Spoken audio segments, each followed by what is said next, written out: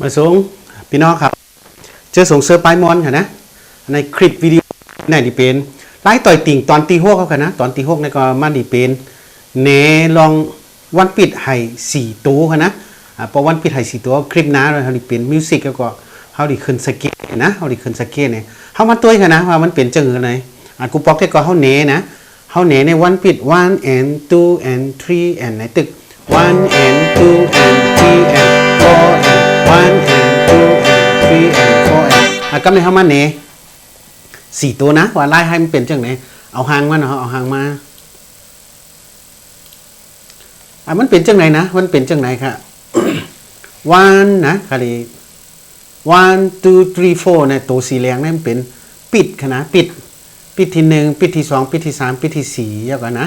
ปุ๊บ one ไหนอันตั้งที่ถึงแอนในตีขึ้นกลางใน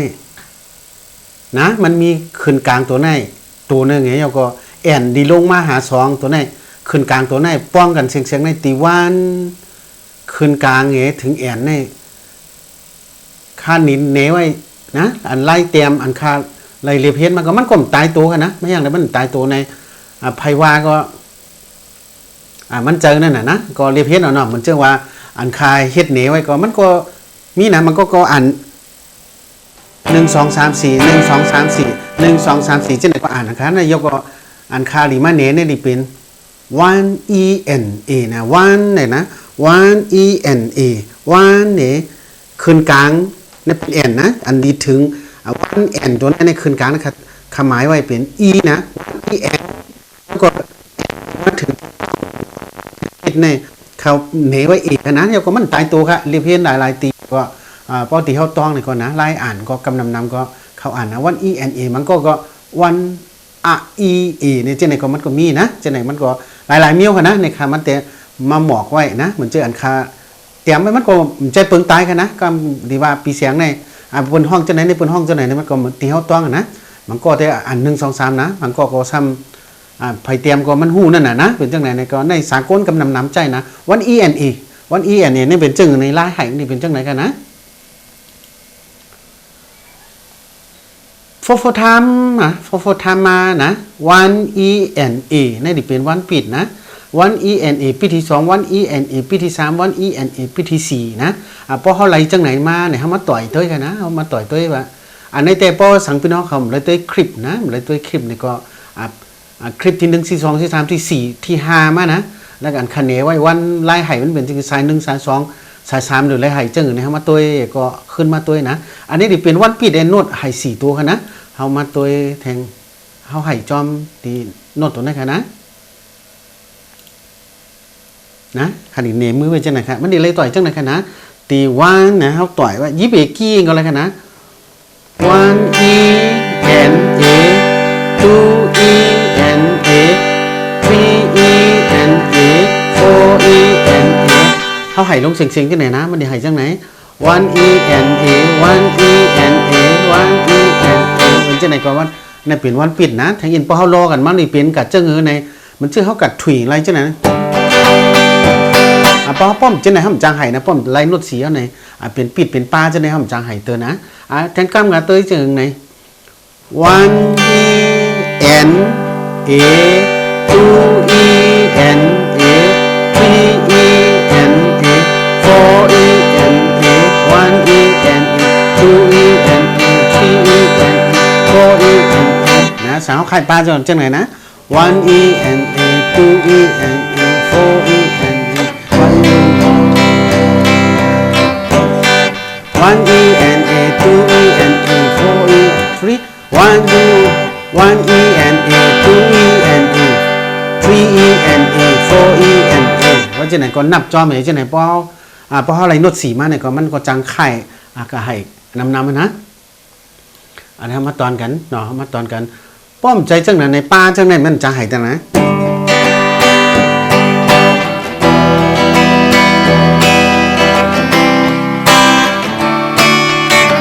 เพราะฉะนั้นมันรีโลโนดวันปิดมันรีโนดสีนะครับเพราะโนด2แต่ก็เขาขึ้นก็เตยคลิปตั้งหลังค่ะนะก็เตยขึ้นคลิปตั้งหลังค่ะปิด1ปิดในมันหายได้2ตัวนี่เป็นจังเงินไหน1 2 1 and 2 and 3 and 4 and นะ ในริมเนี่ยone en นะ one ena two ena three ena four ena นะสังเขาเตรียมยาวนี่ก็พอเขาเตรียมมันดิเปลี่ยนมันชื่อพอสโลโกโก้มันเลยเตรียมจื้อแล้วก็ชาๆเลยเตรียมจื้อเพราะจะไหนมาอันในลายไห่เขานะเขาขึ้นกับตัวมันชื่อเพราะฉะนั้นแทงแต่แรงเพราะฉะนั้นเนี่ยแทงมันตีโนดตีแอนอีตัวนั้นมาลงตีสองเนี่ยนะ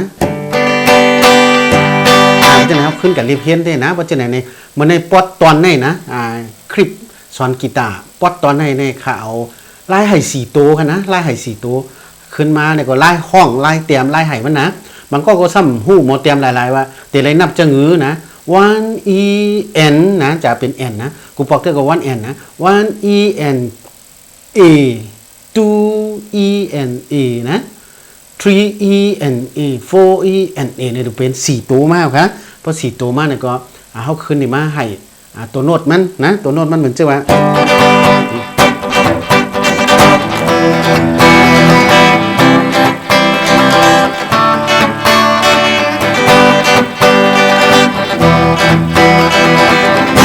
จะแน่ป้อมไล่ที่นั่นจังไห้นะกูปอกได้ก็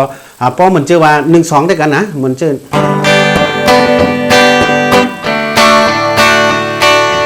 one and two and three and four and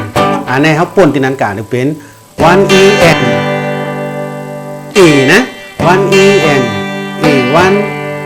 en a one en a two en a two en a four en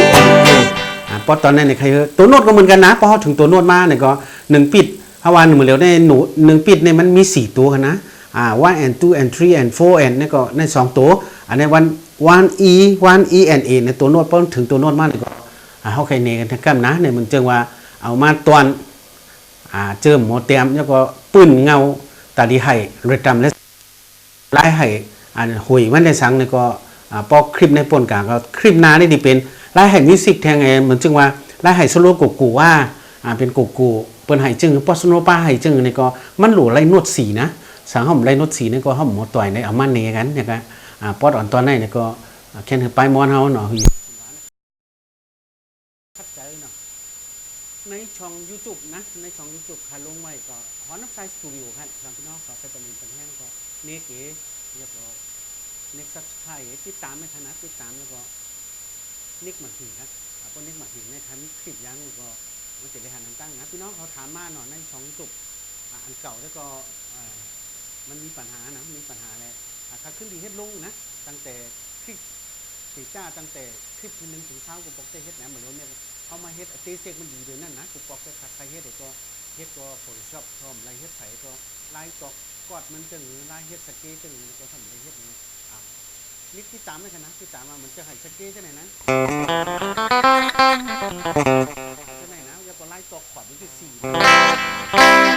นะจังไหนเขาถึงได้ตอกจังไหนคือมันง่ายจังไหนนั่นน่ะอยู่ไปม่อนเขาอยู่หอมโดมง่ายก็กูปอกได้ก็ห้องหมอก